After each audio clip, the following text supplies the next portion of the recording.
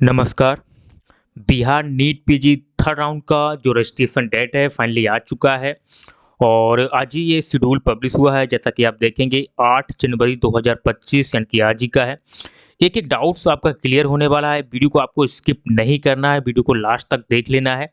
ठीक है, एक एक डाउट आपका क्लियर होगा। किसको बिलिंगनेस सबमिट करना है, किनको सीधा चॉइस फिलिंग करना है, किसको फ्रेश रजिस्ट्रेशन करना है और किसका जो है सिक्योरिटी डिपॉजिट जो है फॉरफिट हो चुका है। ठीक है, ये एक एक डाउट्स आपके क्लियर होंगे, तो वीडियो को आपको लास्ट तक देख लेना है बिना स्किप किए हुए। तो सबसे पहले एक नज़र डाल लेते हैं जो इंपॉर्टेंट डेट्स हैं। तो यहाँ पे बात करें अपलोडिंग सीट मैट्रिक, यानी कि 9 जनवरी 2025 यानी कल आपका सीट मैट्रिक आने वाला है और ये सीट मैट्रिक थर्ड राउंड का रहेगा।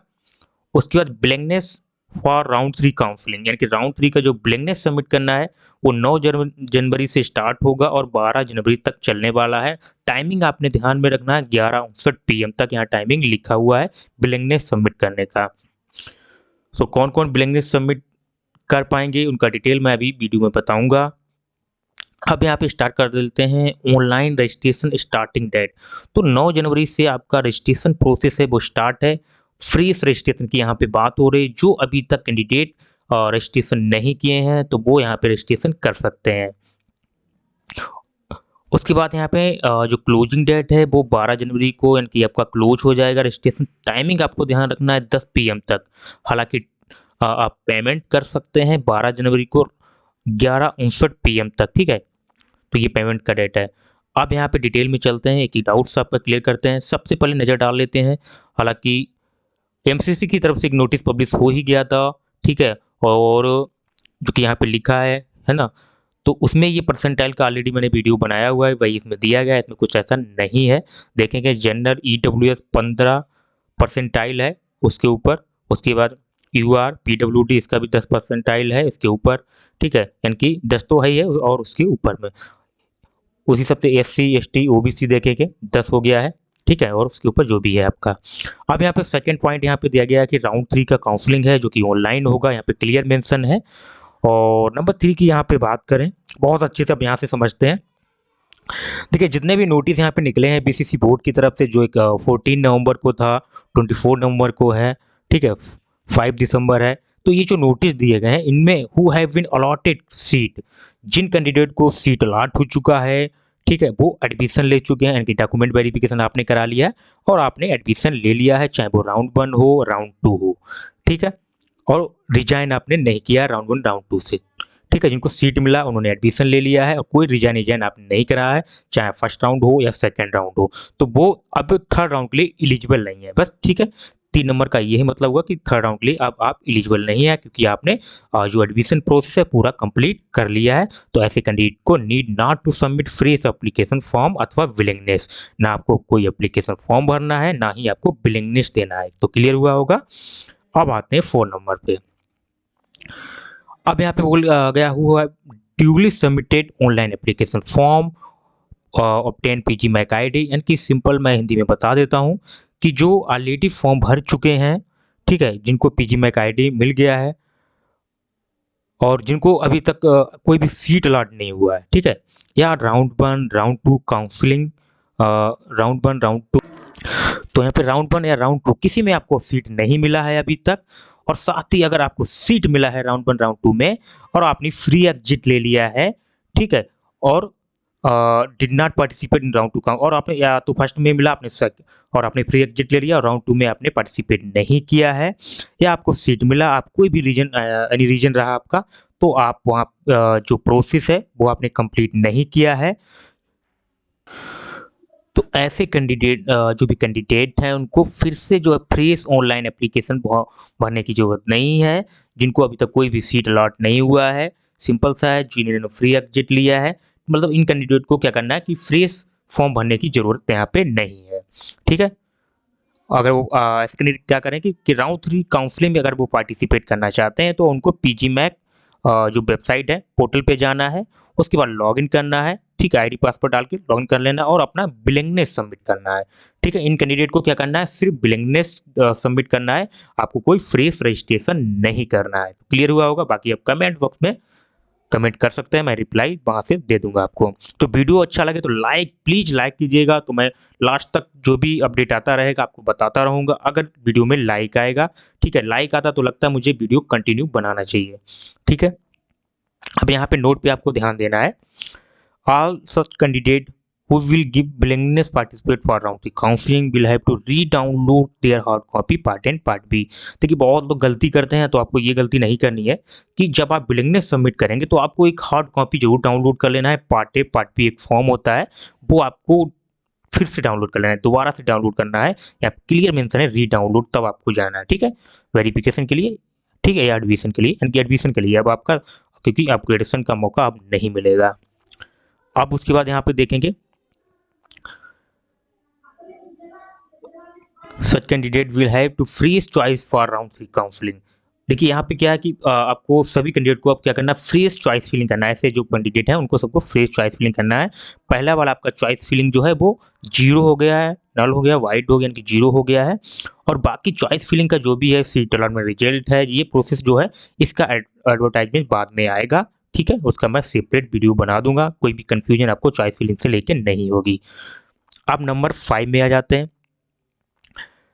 जिन कैंडिडेट को देखिए यहाँ पे फ्रेश है या रिटेन हो या अपग्रेडेड सीट हो राउंड 2 में, ठीक है, आपको अलॉट हो गया है, बट कोई ऐसा जो भी कोई भी रीजन हो, आपने कॉलेज जाके रिपोर्ट नहीं किया, डॉक्यूमेंट वेरिफिकेशन नहीं कराया जो आपको डेट दिया गया था, ठीक है, आपको कॉलेज अलॉट हुआ, आप कॉलेज जाके ना तो आपने रिपोर्ट किया है, ना ही डॉक्यूमेंट वेरिफिकेशन कराया है जो टाइमिंग आपको दिया गया था, तो but not take admission their round 2 allotted seat, या आपने एडमिशन नहीं लिया, अलॉटेड जो सीट हुआ है, तो their paid security deposit amount has been forfeit. तो आपका इस कंडीशन में क्या है कि सिक्योरिटी डिपॉजिट जो था वो आपका फॉरफिट हो गया है, ठीक है, यहाँ पे ये क्लियर लिखा हुआ है।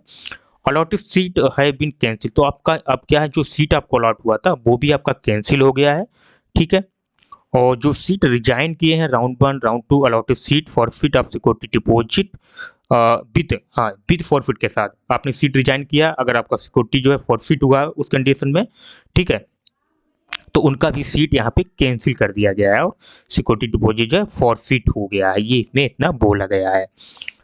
अब यहाँ पे बोला गया तो ऐसे कैंडिडेट को करना क्या है, अगर ये अब यहाँ पे बोला गया कि इन कैंडिडेट को क्या करना है जिनका सिक्योरिटी जो है फॉरफिट हो गया, या आपने कॉलेज जाके रिपोर्ट नहीं किया, आपको कॉलेज मिल गया, आपने रिपोर्ट नहीं किया, तो आप फिर से पार्टिसिपेट कर सकते हैं, लेकिन कंडीशन है, कंडीशन क्या है कि उसके लिए आपको will have to fresh online application form और विद पेमेंट, यानी कि आपको फ्रेश एप्लीकेशन फॉर्म भी भरना है और पेमेंट भी आपको करना है, ठीक है, यानी कि आपकी सीट चली गई, आपकी सिक्योरिटी जो है फॉरफिट हो गई, तो आप पार्टिसिपेट कर सकते हैं थर्ड राउंड में, लेकिन आपको फिर से सिक्योरिटी अमाउंट जो है वो पे करना होगा, पेमेंट करना होगा, तब आप पार्टिसिपेट थर्ड राउंड में कर सकते हैं। क्लियर हुआ होगा।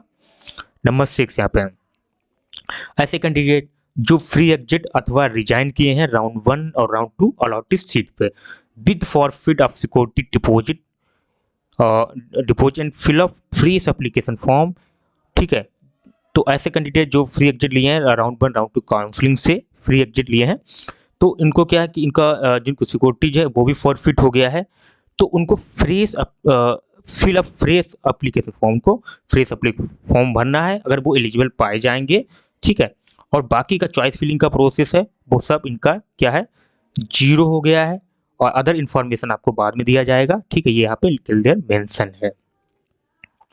सबसे इंपॉर्टेंट पॉइंट है यहाँ 7 नंबर, बहुत अच्छे से समझते हैं, 7 नंबर सबसे इंपॉर्टेंट पॉइंट्स है।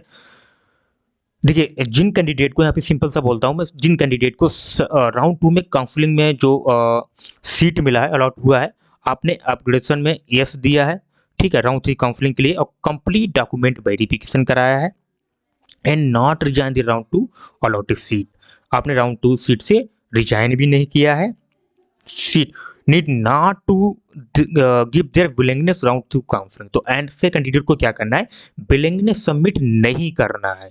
क्लियर, मैं एक बार फिर से बता देता हूँ, कहने का मतलब सेकेंड राउंड को जिसको सीट मिला है उन्होंने अपग्रेडेशन में डाला है, तो उनको विलिंगनेस यहाँ पे नहीं देना है, और ना ही आपको यहाँ पे कोई फ्रेश रजिस्ट्रेशन करने की ज़रूरत है। अब आपको ऐसे कैंडिडेट को करना क्या है, अब यहाँ पे पढ़ेंगे such candidate for not have the facility editing their prefill data. ऐसे कैंडिडेट को जो प्रीफिल डाटा है वो भी एडिट करने का मौका नहीं मिलेगा। क्लियर, मुझे लगता है समझ में आ रहा होगा, कोई भी कंफ्यूजन नहीं रहने वाला है। ठीक है, इनको प्रीफिल डाटा भी आप एडिट नहीं कर सकते हैं, मतलब डाटा को आप मॉडिफाई नहीं कर सकते हैं। सच कैंडिडेट है wait for the round counselling, यहाँ वही लिखा है आपको थर्ड राउंड का वेट करना है, जो काउंसलिंग का अलॉटमेंट आएगा, रिजल्ट एंड द फैसिलिटी या modify their choice will not have the facility remove their round to allotted choice. यानी कि सेकेंड राउंड में जो आपको कॉलेज मिला है, ठीक है, वो कॉलेज आपको अपनी जो लिस्ट चॉइस लिस्ट है उसमें रखना है। ठीक है, उसको आप रिमूव नहीं कर सकते हैं, अदरवाइज आप मॉडिफाई कर सकते हैं। यहाँ पे चॉइस की मॉडिफाई कर हो की बात हो रही, लेकिन फ्री फिल डाटा आप एडिट नहीं कर सकते हैं। फ्री फिल का क्या मतलब हुआ मैं आपको बता देता हूँ। जैसे कोई जनरल में है, अगर वो एनआरआई में जाना चाहते हैं तो वो नहीं चाह सकते हैं, क्योंकि अब यहाँ पे फ्री फिल डाटा आपको मौका नहीं मिल रहा है, सिर्फ उन कैंडिडेट को जो सेकेंड राउंड से थर्ड राउंड में एग्रेडेशन के लिए गए हैं। ठीक है, डिटेल चॉइस फिलिंग का बाकी ये सब बाद में आएगा, क्लियर में यहाँ पे मेंशन है ना, कंसर्न एडवर्टाइजमेंट। अब यदि if any candidate who fill allotted freeze retain upgraded seat in round 3, अब यहाँ पे थर्ड राउंड की बात हो रही है। ठीक है, आप यहाँ पे राउंड 3 की बात हो रही है, राउंड 3 में जो सीट मिलेगा आपको यहाँ पे उसकी बात हो रही है ना।